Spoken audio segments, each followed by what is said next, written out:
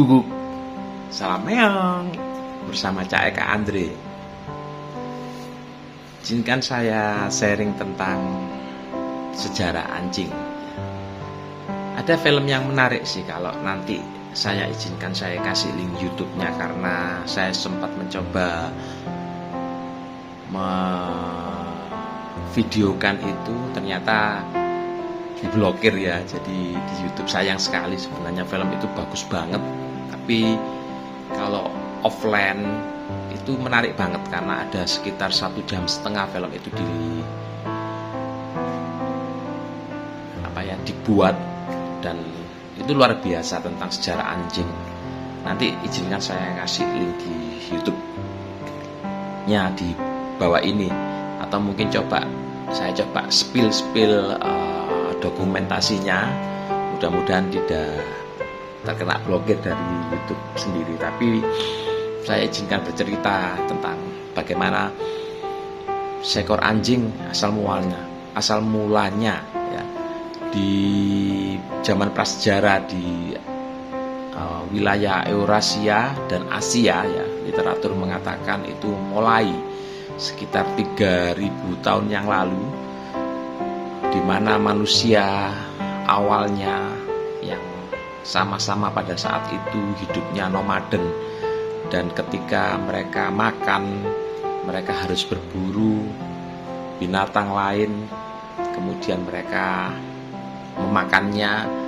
Dan di sisi lain ada sekawanan serigala yang Canis lupus dalam bahasa ilmiahnya, wolf ya. Memang ada jenis-jenis yang lainnya, tapi spesifik di serigala wolf, karena para ahli mencatat bahwa kemungkinan jenis wolf berdasarkan anatomi atau tulang-tulang yang ditemukan di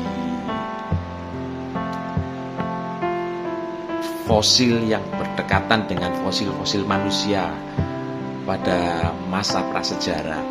Nah, menariknya adalah film ini memvisualisasikan benar-benar apa yang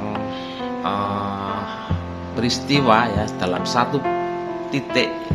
Mungkin peristiwa ini tidak hanya di satu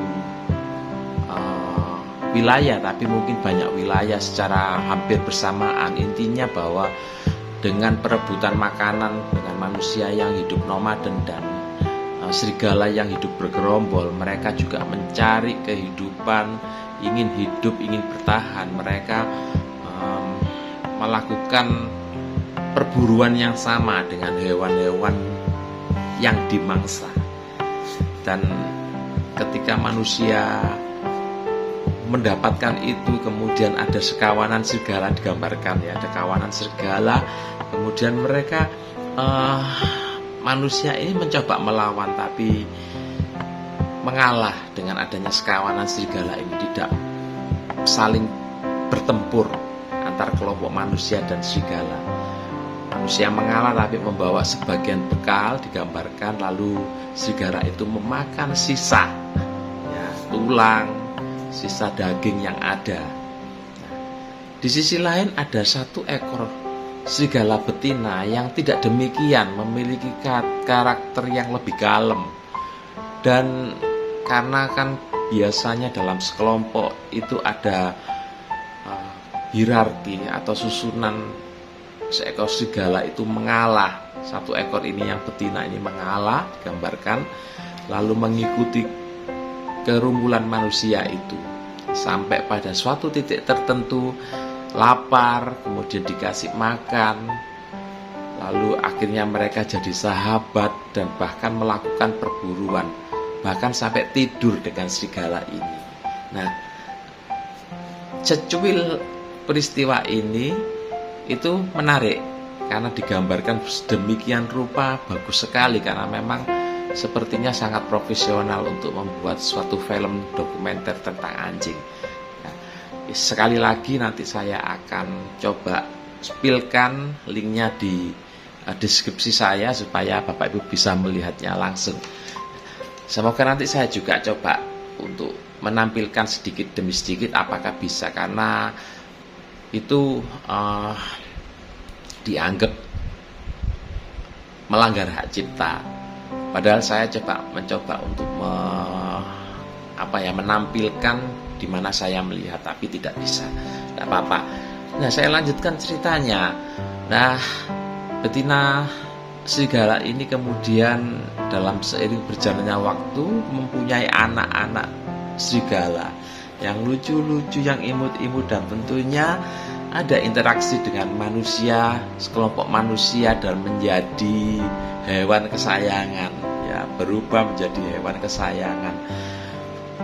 Mungkin dalam proses selanjutnya antar kelompok-kelompok manusia itu juga memiliki anjing dengan beragam genetika, beragam bentuk, sehingga secara prinsip anjing-anjing ini berubah menjadi anjing-anjing kesayangan. Makanya secara ilmiah para pakar taksonomi binatang mereka menggolongkan dalam Canis familiaris. Artinya Canis familiaris itu memang anjing, disebut anjing, ya.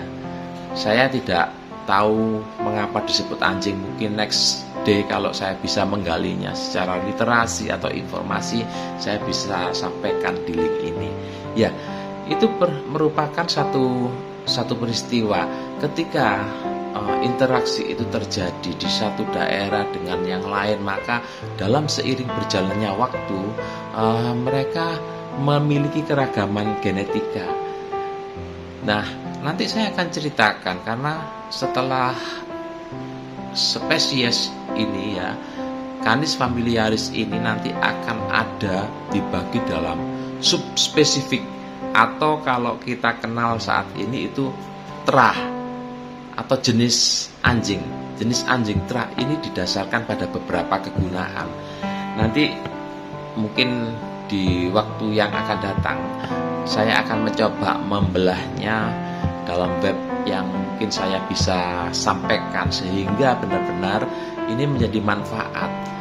Jadi ada anjing-anjing yang memang akhirnya dalam sejarah perkembangannya sampai detik ini itu dipertahankan subspesifik atau terah ini dalam suatu organisasi internasional yang disebut dengan FGI, Balen Kinologi Internationale. Nah, ini sejarahnya nanti bisa kita kupas, menarik sekali karena ini nanti berhubungan dengan organisasi, cabang organisasi itu yang ada di Indonesia, yang berdiri kurang lebih sebelum zaman kemerdekaan. Ini luar biasa, karena sebelum zaman kemerdekaan bangsa kita sudah memiliki organisasi ini. Ini menarik sekali. Sampai dalam proses selanjutnya ketika pemerintah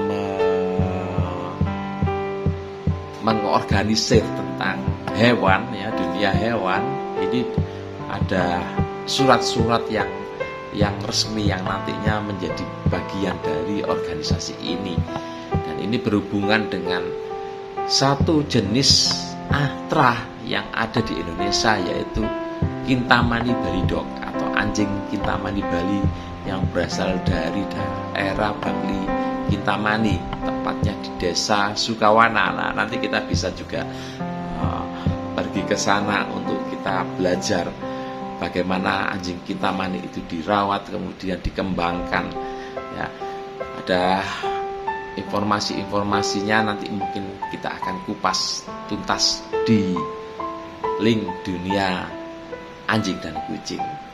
Ya, sejarah manusia itu terus berjalan dan bersama anjing, seiring dengan begitu kelebihan-kelebihan anjing itu terjadi.